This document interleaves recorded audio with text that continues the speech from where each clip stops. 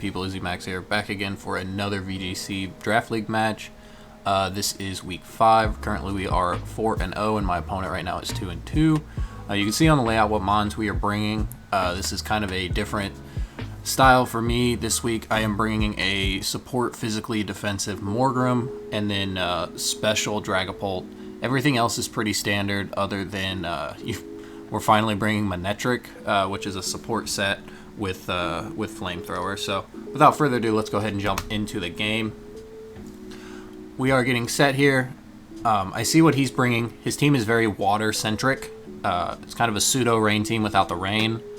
But I feel all in all pretty good about it. My Dragapult is carrying everything except Flamethrower, which I'm not really gonna need. It does have Thunderbolt, Hydro Pump, Shadow Ball, and Dragon Pulse. It is the weakness policy set with 2 ways to proc it in the Ninetales and the Sylveon. But here I am just going to lead Dragapult Morgrim. If it's Scarf on the Dragapult, the Thunder Wave knocks it down and then Dragapult kills it. The same with pretty much anything else he has. Once the Cinderace is paralyzed, it's pretty much useless. Once the Ludicolo is paralyzed, it doesn't matter if he maxes it and gets up the sun or the rain. So overall, my strategy this week is kind of based on paralysis, which I don't like relying on hacks, but I'm not using it for the hacks. I'm using it for the speed drops. By the way, you can see my dog and my 2 cats roaming around in the background. But anyway, we hit off the lead here. We do see the Cinderace and the Ludicolo. Once this was set out, I kind of knew I was in a good place. There wasn't really anything he could do other than Ice Beam my Dragapult, but then that would activate my weakness policy. And I was afraid of like a Sucker Punch from the Cinderace. But as you see, I am just going to max. It is the best play I can make. I thought about actually going for the Cinderace at first. But then I realized the Ludicolo is kind of the threat. And I was afraid that the Ludicolo was just going to fake me out anyway. So I was like, alright, if he's going to fake me out, I'm going to try to fake out the Cinderace. If nothing else happens, whatever. As you see, I max. He ends up not maxing, which was surprising. I was almost going to be guaranteeing that he was going to try and set up the rain with Ludicolo.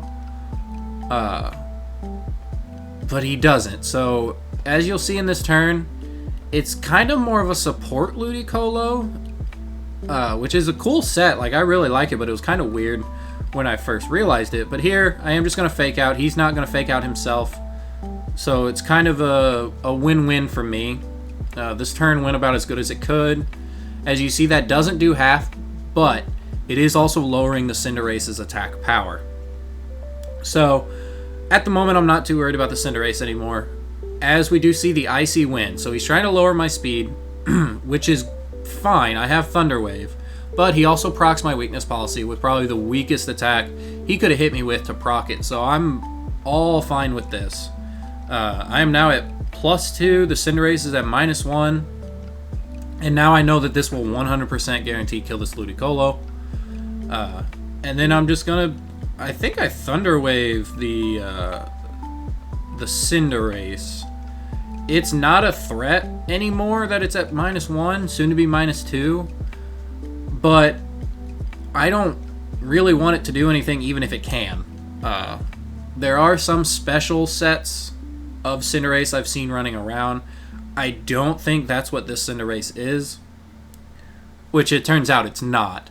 But I didn't want to take that risk. It doesn't really have anything to actually hit my Dragapult on the special side. But Sucker Punch is really all I'm afraid of. As we see, the Cinderace here goes for a bounce, which was actually really surprising. I wasn't actually considering that on his moveset. I don't have a lot that's weak to flying. Even my grass type's not weak to flying. My fighting type is, which makes sense, because I've been using Gallade a lot, and it's been putting in a lot of work. But now we just see Dracovish, and I'm not risking it. If this thing is Scarf, it will bop my Dragapult. So I'm just going to attempt to Thunder Wave. Hopefully I don't miss. But here we do see that it is going to land. And as soon as that landed, I knew for a fact that I won game 1. He still does have his Dynamax, but his 2 offensive threats that don't need setup, i.e. like Poltegeist and Rhyperior, they kind of need setup to get moving. His 2 offensive threats are down. Dragovich is gone. Cinderace is paralyzed and at -2. Well, -3 now. But then we do see the Poltegeist as I do un-Dynamax. I know he's in a rough spot. What I was afraid of this turn was a Sucker Punch into the Poltegeist, activating its weakness policy, activating Shell Armor, and then just bopping my Dragapult. So I actually almost wanted to taunt the Poltegeist, but if he went for Shell Smash, taunt was the right play. If he went for the Sucker Punch, weakness policy, Shell Armor, or Weak Armor, it wasn't the right play. But it turns out I missed my Thunder Wave anyway. As he's not going for the Sucker Punch here into the Poltegeist, so now I know, okay, it's not the weakness policy set. He is just going to Shell Smash at 1 HP, and here I'm fine. I know Poltegeist can't kill 2 Mons in 1 turn. It doesn't really get the moves to do so. Because if it's the Shell Smash set, it's probably Stored Power, Shadow Ball, maybe Giga Drain. My team's not necessarily weak to that. But here, I'm just going to put it down. I have to hit this Thunder Wave, though. And if I don't, it's going to get a KO. I don't care about my differential at this point. But if I can save points, I will. I'm not just going to throw Mons away. So here he is going to Dynamax, and I was very surprised when I seen this. Granted, his Cinderace is at -3. The Poltegeist is at 1 HP. So this was kind of his last-ditch effort to save game 1. As we do actually end up seeing the Sucker Punch, but at -3, it's not really doing much, even though it is super effective. And we land the Thunder Wave. As soon as that landed, this game was done. Poltegeist is just going to go down here as we watch this long animation. And then from here on out, I don't really have a way to lose. So I'm just going to show Hydro Pump, because Rhyperior is going to be a big problem if he ends up bringing it. So I thought in my head, if I show Hydro Pump on my Dragapult, he's not going to want to bring Rhyperior. It ends up missing a couple times, and he does end up getting paralyzed, so I'm just going to fast forward. We do end up winning this.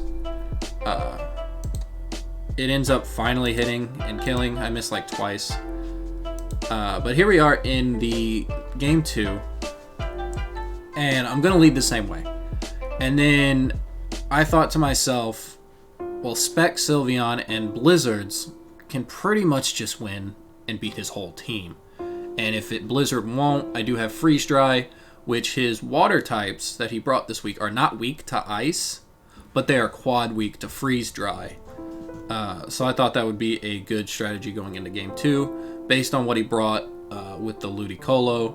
And I don't think he's going to bring Poltegeist and Cinderace, because I did bring Ferrothorn, but I didn't show it in the match. So I don't think it's going to be a big deal. As he does end up leading off with the Ludicolo and the Gyarados. Again, I know he's probably not going to Dynamax his Ludicolo. It's kind of a support set. As I Dynamax here, I'm going for the Max Lightning onto the Gyarados. The only way this Gyarados lives this hit is if it's got some bulk investment. These animations are so long. As you see here, he is going to Dynamax his Gyarados. The only way to live it. And I didn't show Thunderbolt in game 1, so I don't know if he thinks I have it or not.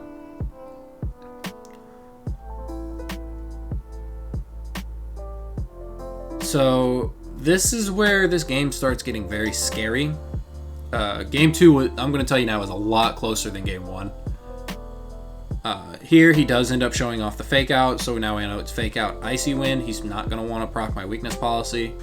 As I go for the Max Lightning, and this Gyarados lives. So right now I'm thinking, well, crap. This is probably the worst case scenario.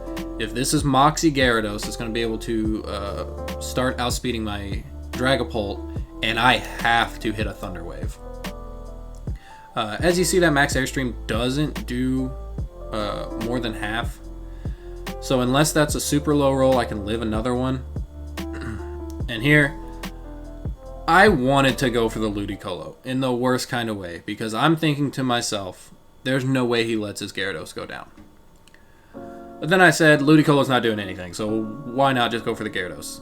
And I should have went with my gut. I had a feeling it was going to protect. On the other hand, if it didn't protect and I went for the Ludicolo, I was kind of in a rough spot, but I could have started lowering the Gyarados' attack with the Max Wormwinds. But now my Dragapult 100% goes down to a Max Airstream, so I have to hit the Thunder Wave here. And now I'm thinking, well, what is this Gyarados set? And it's revealed that he is actually carrying Lumberry. In my head, when I seen that, I'm thinking he prepped for Sun and or Hypnosis shenanigans, because I just recently picked up Morgrem. I didn't really have a reliable Thunder Waver other than Persian, but at +1 this thing outspeeds Persian, as the Gyarados does end up knocking out my Dragapult. So that Thunder Wave actually was super pivotal, as we do see here that he is Moxie. And we just see another Muddy Water. He is getting super lucky with these accuracy drops, because I think now my Morgrem's at like -2, which is a huge problem because I need it to hit Thunder Waves. Here I do just end up going into Ninetales, as I know he is out of Dynamax turns, so he can't reverse my weather, unless he's carrying Rain Dance, of course. And at first I was thinking, well, let's just set up Aurora Veil. But then I was like, no, it's not really worth it. The only spread moves that he has on his entire team is probably Rock Slide on the Rhyperior and Muddy Water on this Ludicolo. I'm not really worried about either of them based on what I have in the back, and Rhyperior is super slow and frail, especially on the special side. So I'm going to attempt to land the Thunder Wave here. As I do, this is where I think my opponent made kind of a big mistake that I don't think I could have recovered from. But he actually ends up going for Waterfall on the Morgrem. Morgrem wasn't doing anything but landing Thunder Waves, and it was at -2 accuracy. But as you'll see here, my Ninetales is actually Focus Sash. So if you would have doubled the Ninetales with your +2 Waterfall, it would have killed the Ninetales, and all I would have left is a Morgrem and a Sylveon, which are both 2 mons that can't handle what he has left. As you'll see here, he does have Rhyperior, which is coming out now. And I'm thinking to myself, holy cow, he misplayed and I'm going to be able to capitalize on it. I can actually win. I have 2 very strong spread moves in Blizzard and Specs Hyper Voice. Almost clicked Hyper Beam. But guaranteed this is going to kill both of them. The spread in particular on both Pokemon will kill them. And yes, we get the freeze on Rhyperior, but it doesn't matter. He does activate his weakness policy, which is kind of funny. But this is what actually kind of scared me a little bit. Because he did lower my accuracy. Oh, he didn't lower my accuracy. I thought he did. But anyway, Sylveon's going to be able to get both. The crit didn't matter on the Ludicolo, unless that was an AV set. If it was AV, it 100% mattered. kind of. Because he was slower than my Ninetales because of the paralysis. I would have been able to Blizzard again, and we would have been fine. So his last mon here is Dracovish. I know 100% for a fact I win this match. Dracovish can't kill both, and both of these mons can one-shot the Dracovish with Hyper Voice and Freeze Dry. And as we will see here, my speculation was correct that this is a Scarf Dracovish. It kind of had to be. But here, he is just going to Fisher's Wren into the Sylveon. Sylveon is going to die. No big deal. Even if this doesn't end up killing and it lives on a Sliver, which I could have if it was bulky, I do have Ice Shard. So that's going to be the game there. We are now sitting at 5-0 plus 30. Finally took the first place spot because the person ahead of me finally dropped his first game. He won this week 2-1. I won the week 1 2-1, and then we've both went 10-1 for the entire season so far. So I'm sitting at 5-0 plus 31, and he is 5-0 plus 30. But I'm super confident in the team. I feel like we can keep on trucking through this good kind of groove we got going on with our team. Our team has a lot of synergy. There's not much I don't think our team can handle. But without further ado, I'm going to jump off here. I hope you guys enjoyed. And if you do end up liking this video, please feel free to leave a like. Comment if you're not subscribed already. Please do so. It really helps me out. We are almost at 100 subscribers. Don't know what I'll do when we get there, but I'll do something. And also, if you guys would like to see team breakdowns, either before the match, after the match, or in its own separate video, please do let me know in the comment section down below. And I will see you soon. Peace.